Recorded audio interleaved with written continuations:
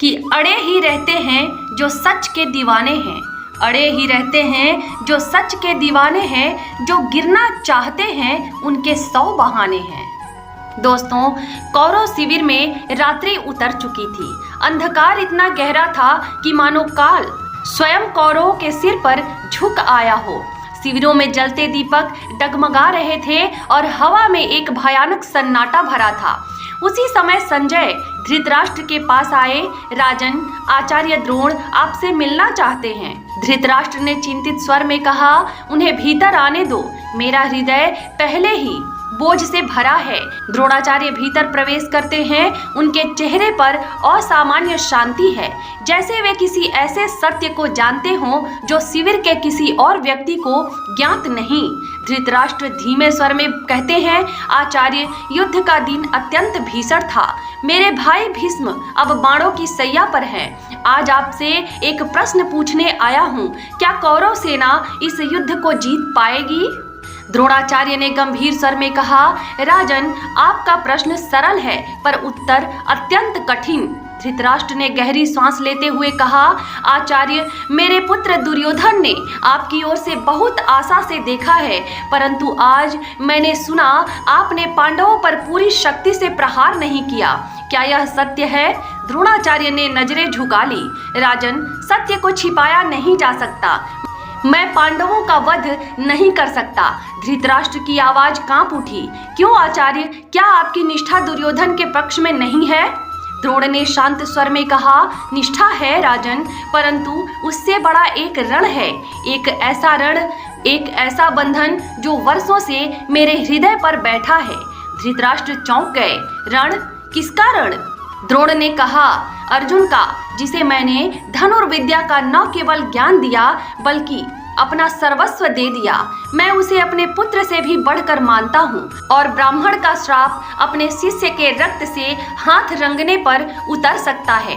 धृतराष्ट्र ने व्याकुल होकर पूछा, तो क्या आप कहना चाहते हैं कि आप पांडवों को जीवित ही रहने देंगे? द्रोण थोड़ा आगे झुकते हैं। राजन, एक और रहस्य है जिसे बहुत कम लोग जानते हैं। धृतराष्ट्र ने घबराते हुए कहा, कौन सा रहस्य आचार्य, स्पष्ट कहिए। द्रोण ने धीमे परंतु भारी स्वर में कहा, पांडवों के प्राणों की रक्षा स्वयं कृष्ण कर रहे हैं। यह केवल युद्ध नहीं, यह धर्म और अधर्म का निर्णायक संग्राम है। जहां धर्म खड़ा होता है वहां देव भी अदृश्य रूप में खड़े होते हैं। धृतराष्ट्र के हाथ कांप उठे। तो क्या मेरे पुत्रों की मृत्यु निश्चित है? द्रोण ने गंभीर स्वर में कहा, राजन, जो युद्ध कृष्ण की उपस्थिति में लड़ा जाए उसमें विजय शस्त्रों से नहीं मिलती, वह तो पहले ही धर्म की ओर नत हो चुकी होती है। धृतराष्ट्र की आंखों से आंसू बहने लगे। आचार्य, क्या कुछ भी नहीं बचा? द्रोणाचार्य ने अंतिम बार धृतराष्ट्र की ओर देखा। राजन, एक सत्य और कहूंगा, आपके पुत्र के पतन की जड़ कोई पांडव नहीं, उसका अभिमान है और यह युद्ध अभिमान से नहीं जीता जाता। धृतराष्ट्र मौन हो गए। शिविर पर छाया अंधकार अब और भी गहरा लग रहा था, मानो आने वाले रात कौरव वंश के भविष्य को निगलने को तैयार हो। द्रोणाचार्य धृतराष्ट्र के कक्ष से बाहर निकले। रात्रि का अंधकार और भी भारी हो चुका था। हवा में एक अजीब सी बेचैनी थी, मानो युद्ध का काल स्वयं शिविर में भटक रहा हो। संजय उनके पीछे पीछे धीमे कदमों से चलता है। उसके मन में कई प्रश्न उभर रहे थे जिन्हें वह दबा नहीं पा रहा था। कुछ दूर जाकर संजय ने रुका और विनम्र स्वर में बोला, गुरुदेव, यदि अनुमति हो तो एक बात पूछूं। द्रोण ने बिना पीछे मुड़े कहा, पूछो।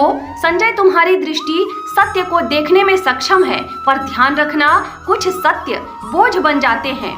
संजय ने साहस जुटाया, गुरुदेव, क्या यह सत्य है कि पांडवों का वध आप नहीं कर सकते? क्या यह केवल आपका आरण है या कुछ और भी है जिसे आप छिपा रहे हैं? द्रोण धीरे धीरे मुड़े। उनकी आंखों में गहरा रहस्य चमक रहा था। उन्होंने कहा, संजय, बहादुर वे नहीं जो शस्त्र उठाते हैं, बहादुर वे हैं जो सत्य को जानकर भी मन स्थिर रख सके। क्या तुम यह भार सहन कर सकोगे? संजय ने दृढ़ स्वर में कहा, गुरुदेव, मैं धृतराष्ट्र की आंखें हूँ। यदि सत्य छिपा रह गया तो अंधकार में न केवल राजा बल्कि पूरा कौरव वंश भटक जाएगा। कृपया बताइए वह सत्य क्या है। द्रोण ने गहरी सांस ली। संजय, पांडव केवल मनुष्य नहीं है, वे धर्म के वाहक हैं। उनके पीछे एक ऐसी शक्ति खड़ी है जो अदृश्य है परंतु अडिग है। संजय ने धीरे से कहा, आप कृष्ण की बात कर रहे हैं? द्रोण ने सिर हिलाया। कृष्ण केवल एक राजनयिक नहीं है, वह युद्ध के धागों को अपनी इच्छा से बुन रहे हैं। जहां उनका संकल्प होता है वहां मृत्यु भी पीछे हट जाती है। संजय का चेहरा गंभीर हो गया। तो क्या यह युद्ध पहले ही निर्धारित है? द्रोण ने कहा, संजय, मानव युद्ध लड़ते हैं पर विजय देवताओं के निर्णय से मिलती है। कौरवों के पक्ष में सूरवीर तो हैं, पर धर्म उनके विरुद्ध खड़ा है और धर्म के संरक्षण हेतु कृष्ण स्वयं उपस्थित हैं। संजय की आवाज धीमी पड़ गई। तो आचार्य, कल का दिन, कल आप रणभूमि में क्या करेंगे? द्रोणाचार्य ने उत्तर नहीं दिया। कुछ क्षण तक वे चंद्रमा की ओर धुंधली रोशनी को देखते रहे, फिर धीमे पर टूटे हुए स्वर में बोले, संजय, कल का दिन मेरे जीवन का सबसे कठिन दिन होगा। मैं एक पिता हूँ, एक गुरु भी और एक सेनापति भी। पर कल एक वचन, एक शाप और एक सत्य, इन तीनों में से कोई मुझे नियंत्रित करेगा। मैं स्वयं नहीं जानता। संजय ने भयभीत होकर पूछा, गुरुदेव, क्या आपको कोई पूर्वाभास है? द्रोण ने उसकी ओर देखा। हाँ संजय, मुझे अपने अंत का पूर्वाभास हो चुका है, परंतु अंत से पहले ऐसा रहस्य प्रकट होगा जो पूरे युद्ध का मार्ग बदल देगा। संजय का हृदय धड़क उठा। कैसा रहस्य गुरुदेव? द्रोण ने ठंडी हवा की ओर देखते हुए कहा, वही रहस्य जो एक पिता के हृदय को तोड़ देगा और उसी क्षण द्रोण रणभूमि से विदा हो जाएगा। संजय स्तब्ध रह गया। रात्रि का अंधकार एक क्षण में और गहरा हो गया, जैसे काल स्वयं द्रोण की बातों को सुनकर मुस्कुरा उठा हो। रात्रि गहराई थी। कौरव शिविर का हर दीपक डगमगा रहा था, मानो अपने भीतर की लौ को बचाने के लिए संघर्ष कर रहा हो। और इसी डगमगाती रोशनी में चल रहे थे आचार्य द्रोणाचार्य। उनके मन में एक अजीब सी शांति थी। यह शांति युद्ध की नहीं थी, यह शांति उस व्यक्ति की थी जिसने अपने अंत को स्वीकार कर लिया हो। उस रात द्रोणाचार्य अकेले शिविरों के बीच से गुजरे। हवा में रक्त की गंध थी, मृत्यु की आहट थी, पर एक और चीज थी, धर्म की पुकार। द्रोणाचार्य जानते थे कि अगले दिन उनका जीवन एक ऐसा मोड़ लेने वाला है जहां से न लौटने का कोई मार्ग नहीं। लेकिन उस भयावह वातावरण में भी उनके भीतर भय नहीं था, क्योंकि वे जानते थे कि मनुष्य की महानता उसकी शक्ति में नहीं, उसके स्वीकार में होती है।